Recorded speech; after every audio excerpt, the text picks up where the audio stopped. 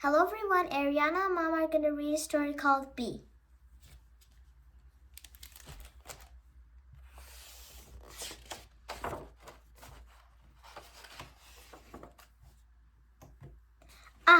This is the life-old chum, Finn yawned to Skip as they relaxed in the mid-morning sun.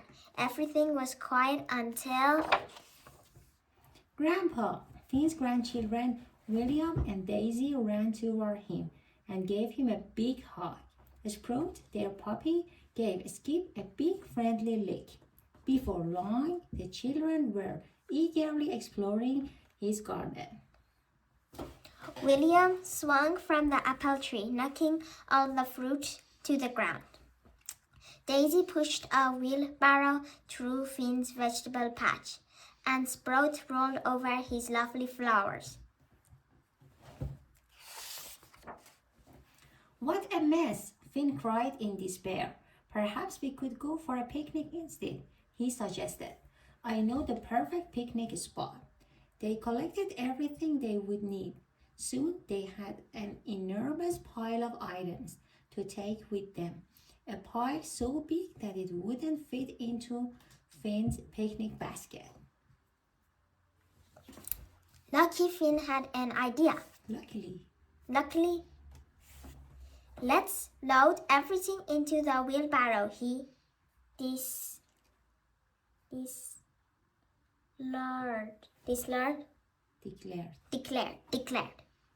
declared.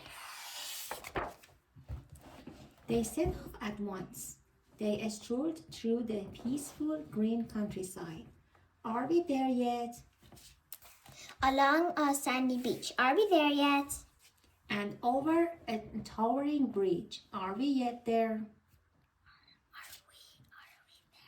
Are we there yet?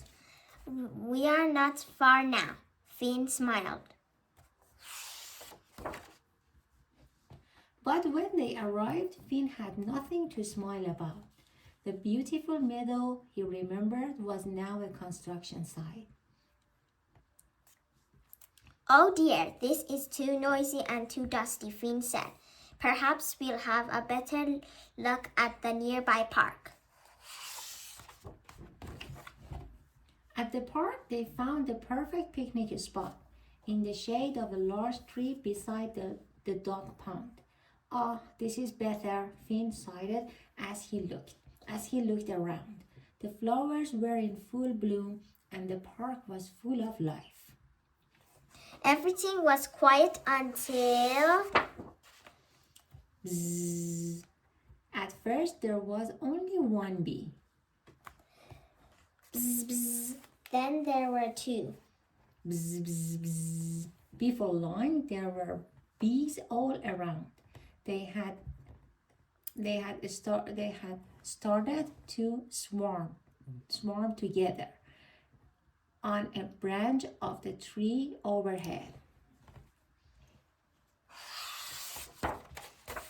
Bees, shouted Daisy. So many bees. Daisy jumped to her feet and waved her arms around. The picnic went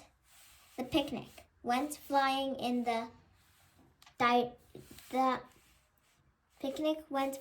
in all directions. In the chaos, Finn's chair tripped backward. It wobbled on the edge until he fell into the pond with a big splash.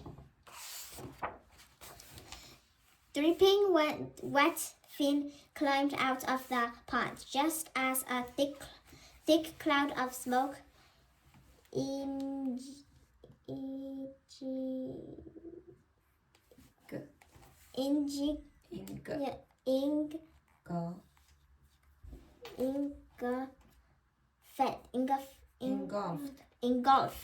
engulfed the park. A mystery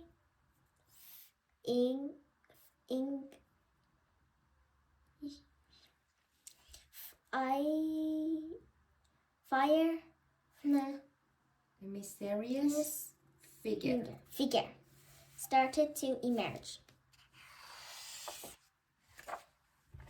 It was Finn's friend Hazel, the beekeeper. She was wearing a big hat and a strange suit. Hello, Finn. I didn't mean to startle you all. The smoke helps to keep the bees calm, Hazel explained.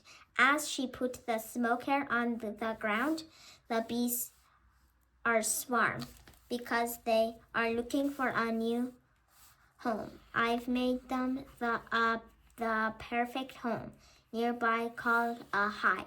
I just need to encourage them to move in.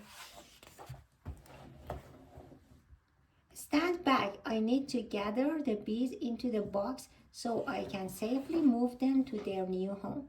Unless you are a beekeeper, you should leave the bees alone, Hazel warned. Hazel moved carefully toward the swarm and shook the branch gently so that the bees fell into the box. As long as the queen bee is inside, the others will stay with her, she explained. Once the bees were collected, they turned to their picnic. It's all ruined, William complained as Finn rescued the deck chair from the pond. The food is all dirty and your chair is all soggy, added Daisy. I've got some honey cake back at the community garden, Hazel suggested. Would you like some? At the community garden, Hazel gave them all some of her delicious homemade honey cake. You see, bees might be small, but they are very helpful. In fact, they made the honey in the cake, Hazel explained. Bees help with pollination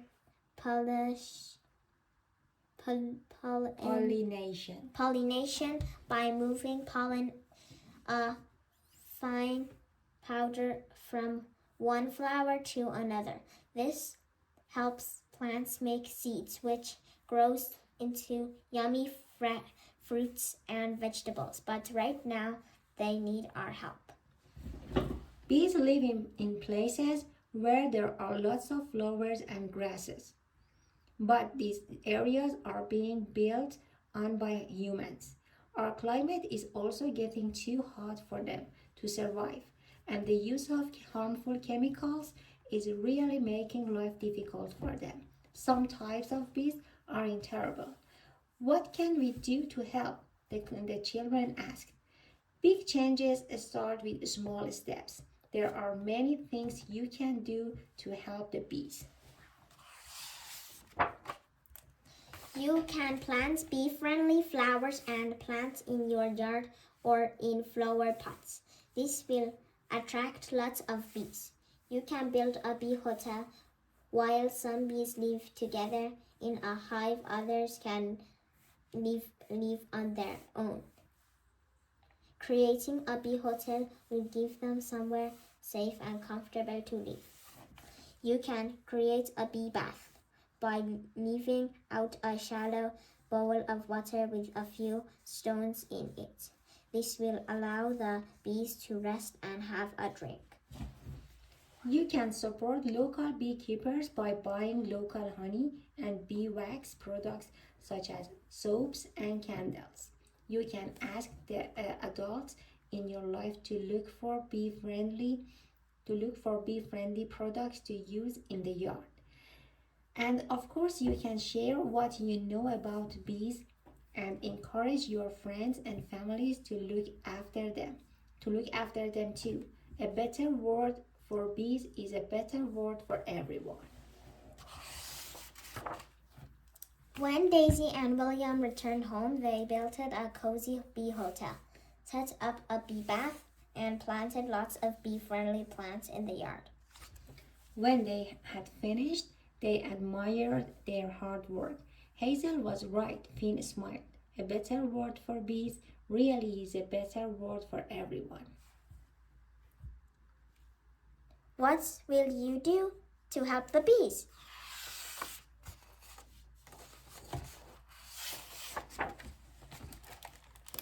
Bye.